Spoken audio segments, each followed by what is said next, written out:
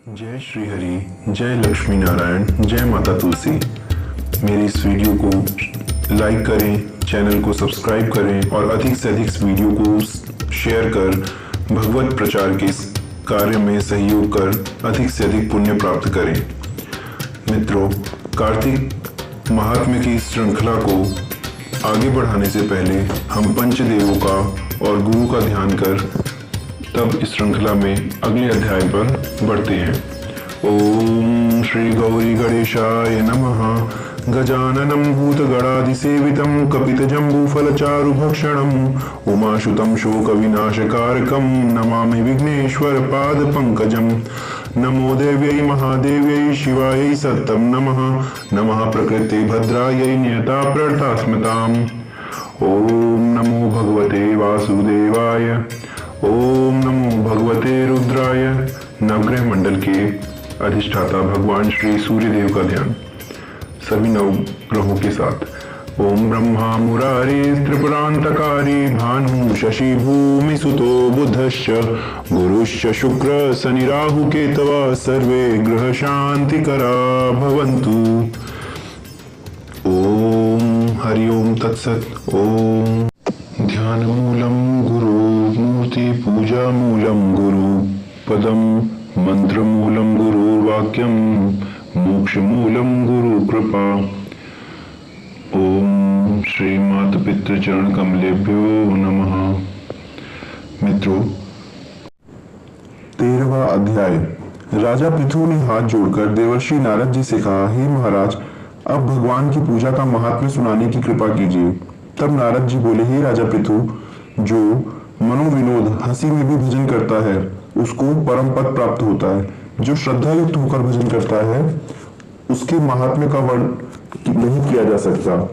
इस संबंध में मैं एक अति प्राचीन कथा सुनाता हूँ, ध्यान पूर्वक सुनो।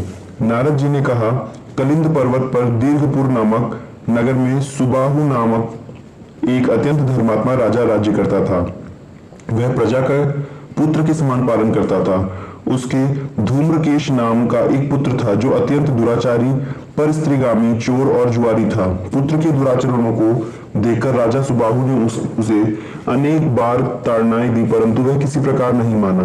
एक दिन खेलते हुए उसकी गेंद छोटी रानी के महल में जा गिरी। जब वह गेंद लेने के लिए महल में गया तो उसकी विमाता छोटी रानी उस पर मोहित हो गई और उन दोनों ने कामांध होकर भोग विलास किया। जब राजा को इस बात का पता चला तो राजा ने धूम्रकेश को प्राणदंड तो नहीं दिया, परंतु उसे अपने राज्य से बाहर निकाल दिया। अब राजकुमार वन में रहकर प्रतिदिन मांस मदिरा खाता पीता और रात्रि को वेश्याओं के यहाँ निवास करता। चोरी आदि करके जो भी धन वह प्राप्त करता सब वेश्याओं को दे देता। इस प्रकार अनेक वर्ष व्यतीत होते गए। एक समय वह भटकते भटकते वृंदावन में पहुंच गया। वृंदावन में धूम्रकेश ने सत्यव्रत नामक एक परम विष्णु भक्त को देखा जो अपना घर बार छोड़कर कार्तिक मास में वृंदावन में रहकर भगवान का पूजन करता और केवल कंद मूल और फल खाता था। वह भक्त प्रतिदिन भगवान से प्रार्थना करता, हे भगवान, इस दुख रूपी संसार में डूब रहे मुझे दीन की आप रक्षा करें। मैं राधा जी सहित आपको बारंबार नमस्कार करता हूँ। प्रेम मग्न होकर वह कभी कभी रोने लगता, कभी गाने और कभी नाचने लगता। धूम्रकेश ने उस भक्त की जब ये क्रियाएं देखी तो रात्रि को वैश्या के घर आकर मिट्टी की एक मूर्ति बनाकर वैसे ही सब कृत्य किए और अंत में स्तुति करके वैश्या के घर में ही सो गया। देवयोग से राजा के दूत भी उसी समय वहां आ गए और उनके हाथ से धूम्रकेश मारा गया। यमदूत उसको महापापी समझकर मारते हुए पकड़कर यमराज के पास ले गए। धूम्रकेश को देखते ही यमराज अपने सिंहासन से खड़े हो गए और पाद्य अर्घ्य आदि देकर उसका सत्कार किया। फिर अपने दूतों को फटकारते हुए कहा, तुमको धिक्कार है। जब हमने यह आज्ञा दी कि विष्णु भक्तों को यहाँ पर मत लाओ, फिर धूम्रकेश को यहाँ पर क्यों लाए? उसने कार्तिक मास का व्रत वृंदावन धाम में चाहे हास्य में ही किया हो, फिर भी वह वैकुंठ में जाने का अधिकारी है। वैकुंठ में भेजने के पूर्व यमराज ने धूम्रकेतु को अपने निकट बैठाकर कहा, भगवान की भक्ति 9 प्रकार की है। उनकी कथा सुनने से राजा परीक्षित, कीर्तन से सुखदेव, स्मरण से प्रहलाद, पद सेवा से लक्ष्मी, पूजा से पृथु, वंदना से अक्रूर, दास्य भाव से अर्जुन और आत्मनिवेदन से राजा बलि जिस प्रकार परम पद को प्राप्त हुए हैं, उसी प्रकार चाहे हास्य से ही तुमने भगवान की पूजा की, मगर फिर भी तुम स्वर्ग के अधिकारी हो। यद्यपि अपने जीवन में किए गए पाप और दुष्कर्मों के कारण तुम घोर नरक के अधिकारी थे, परंतु क्योंकि तुमने कार्तिक मास में भगवान की पूजा की है, अतः अब निश्चय ही तुम वैकुंठ को प्राप्त करोगे। कार्तिक मास में की गई भगवान की पूजा निरर्थक नहीं जाती। यहाँ पर भगवान शालिग्राम है, वहीं पर गंडकी नदी तथा अन्य तीर्थ हैं। धूम्रकेश को शास्त्रों का कुछ भी ज्ञान नहीं था, अतः उसने हाथ जोड़कर यमराज से पूछा, हे स्वामी, भगवान सब नदियों को छोड़कर गंडकी को कैसे प्राप्त हुए? कृपा करके मुझे बतलाइए। यमराज ने कहा, किसी समय वेदशिरा नामक ऋषि सब लोगों के हित की कामना से गंगा जी के तट पर तपस्या कर रहे थे।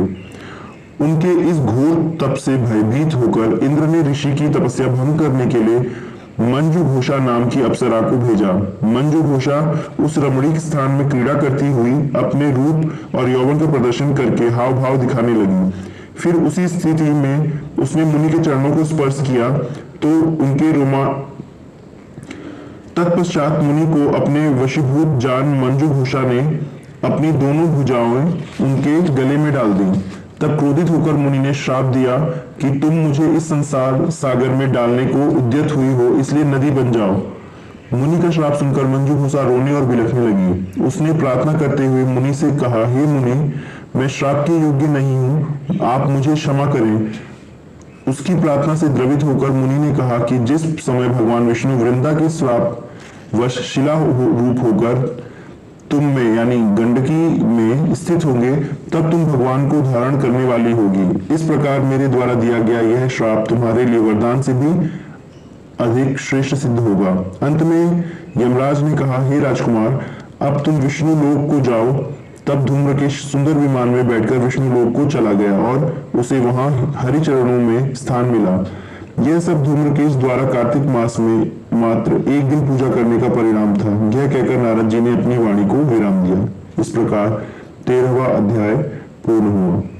ओम नमो भगवते वासुदेवाय। जय श्री हरि, जय माता तुलसी। वीडियो को लाइक करें, चैनल को सब्सक्राइब करें और अधिक से अधिक शेयर करें।